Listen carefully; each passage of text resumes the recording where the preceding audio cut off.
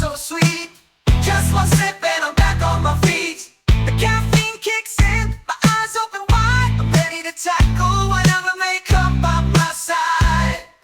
I need my coffee in the morning, gotta start my day right. It's the only thing that's gonna get me through the fight. Can't function without it, it's my daily routine. I need my coffee in the morning, it's the perfect caffeine.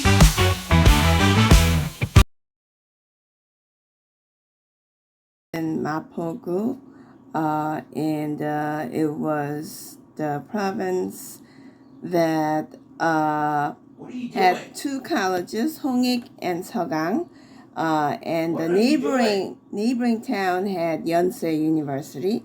So it was very collegiate. It was basically a college town through and through. And my mother thought it would be good for me and my brother to have art tutor, and we spent afternoons after school sitting in the living room, just spreading out big oversized sketchbook paper for wet medium using watercolor under the direction of Miss Iuno. I believe my mother, who was a lab director at Severance Hospital, may have heard of Iunu as an artist from her colleague who was a physician at Severance Hospital. She later married, like her father, a physician.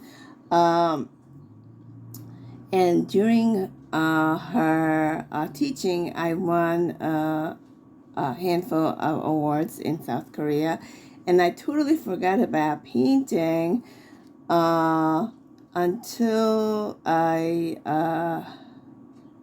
graduated from law school and was thinking about why I wasn't getting offer after offer from mega law firms. It's probably because I didn't want to be cooped up in law firm 15 hours a day toiling and belaboring documents.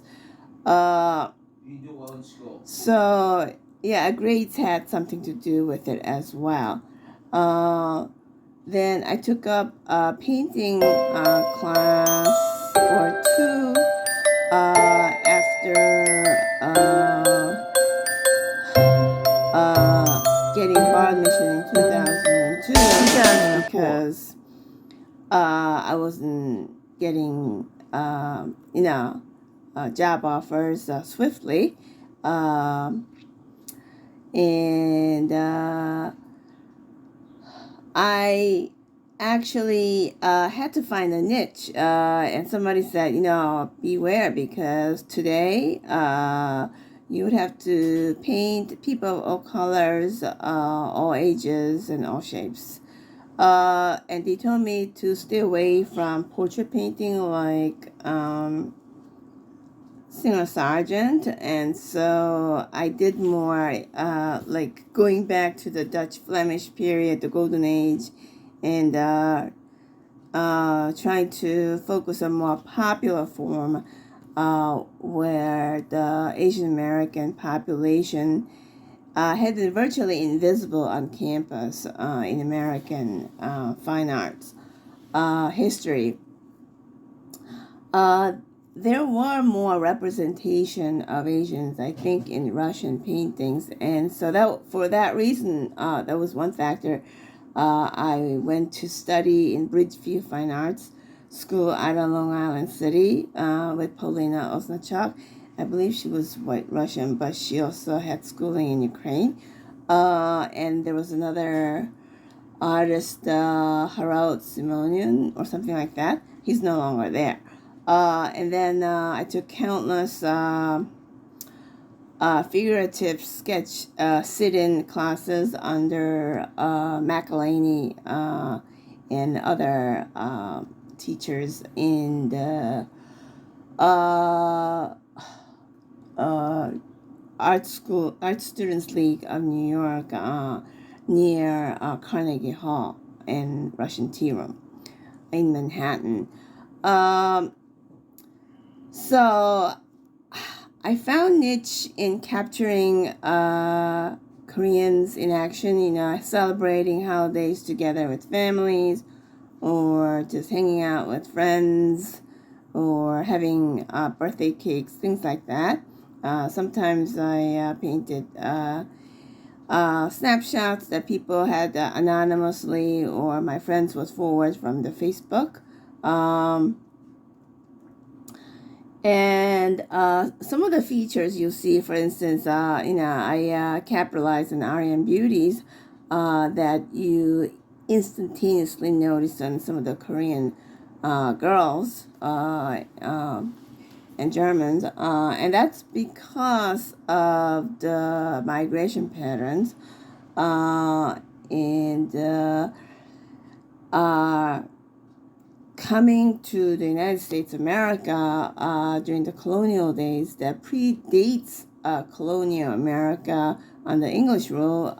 Spaniards were here, and basically the middle class bona fide Anglo-Saxons from England tended to inbreed like the Boston Brahmins still do today, but other Western Europeans, especially from higher economic strata, had higher percentage integrating with the natives of ranks, like the chiefs or the medicine man or the rainmaker, people like that, headhunter. And so it's not unusual that they have more faint Asian features on what was a bona fide Western European morphology. And then, of course, in the 12th and 13th century, there was Mongolian invasion, Genghis Khan days, and needless to say, the affluent merchants and farmers tended to be more welcoming of the Mongolians just because business reasons. And creature comfort that some people desired. So it's not unusual that, particularly among commoners, that Europeans would have faint Asian features.